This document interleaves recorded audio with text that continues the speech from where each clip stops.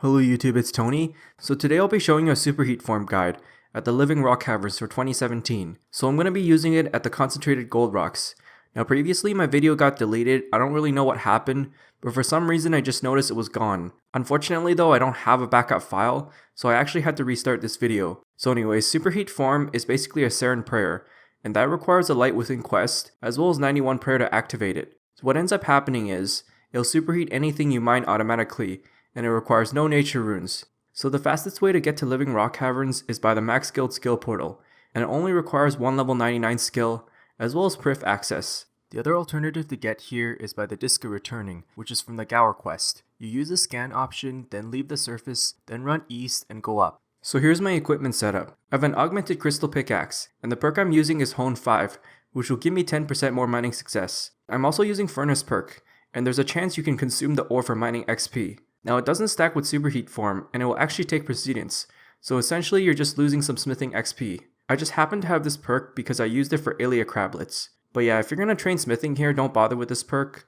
I also have the full golem mining suit, and that will give you 7% more mining success. It retains the effects of golden mining suit as well as Varrock armor, as I do own both of them. The other cool thing is that it prevents aggression from the living rock creatures. After that I have the smithing cape, and that retains the goldsmith gauntlets effect. This will then give me 2.5 times more XP from smelting gold. If you're not level 99 smithing, then you're just going to want to use goldsmith gauntlets as well as the blacksmith gear. The reason being is that wearing goldsmith gauntlets itself will conflict with the golem mining suit, while otherwise the full golem outfit's going to be useless if you're not going to wear the full set. The enhanced Excalibur has Wise 3 perk on it. Then I have the Ring of Whispers, and that's a Slisky's endgame quest reward. This will give me 3 invisible mining levels, and that also stacks with Lava Titan. Then finally I have the legendary Core Master aura, and that will give me 15% more mining success. For the rest of my equipment, you can also bring prayer bonus gear, which includes Elf City Quiver, Dragon Rider Amulet, Holy Wrench, and Uncharged Godbook.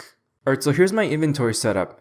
I have a perfect Juju mining potion, and each dose lasts 1 hour, so there's a chance you can find a Stone Spirit, and this will give me 10% more mining XP, as well as smelting the bars for you. Now when it smelts, it actually banks the bars for you, which can be really nice to make some profit, you know?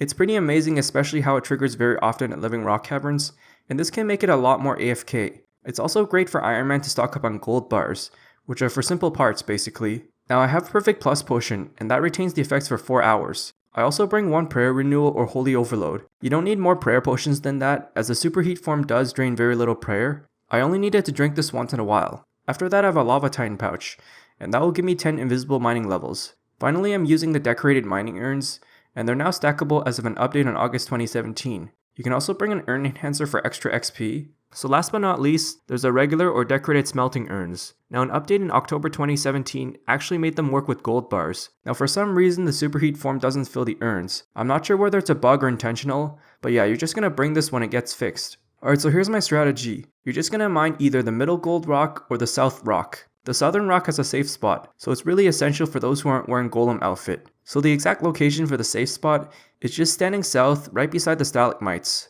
Otherwise just mine the middle rock, because it does tend to deplete a lot less frequently, as there are fewer people mining it. So yeah, all in all it's very AFK with perfect Juju mining potion. Sometimes it does require a lot of hopping, while other times the rock can last very long time. Now how long it lasts is totally random, as I actually got fairly lucky this hour. I didn't really need to do that much hopping, and it was extremely AFK. So here's my 1 hour loot. I got 800k worth of loot, which consists of 1.1k gold bars, 113 mithril ores, 112 addy ores, as well as a couple of runite ores. So yeah, you do get quite a good amount of simple parts. So here are the XP stats overall. I got 368k mining XP in 1 hour, and I had some bonus XP from the Barbarian Assault minigame. Now I do have a guide on this, and I'll leave that link in the description. Honestly, this is well worth it, trust me, like it's really amazing. The only problem is that Ironman cannot access this. The other XP multiplier I had was the golden mining suit for 6% and the Wise 3 perk. So I consumed 38 decorated mining urns, which should get you a base XP per hour of 155k.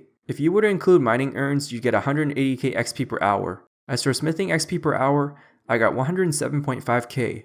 No XP multipliers were used, aside from Wise 3, but for some reason the Wise 3 didn't actually stack with the goldsmith gauntlets. I'm not sure whether this is intended or not, as regular superheating gold does stack with the Wise 3 perk. So yeah, if this bug does ever get fixed that Superheat form works with smelting urns, then this will give you an additional 8k smithing XP per hour. Now the urns will fill by base XP, so it doesn't actually fill faster from the goldsmith gauntlets. So anyways, if you're gonna wear goldsmith gauntlets instead, you can average up to 75k smithing XP per hour. The reason being is that you get slower mining rates, as well as being limited to the stealth spot. With that being said, you're better off using goldsmith gauntlets if you don't have 99 smithing.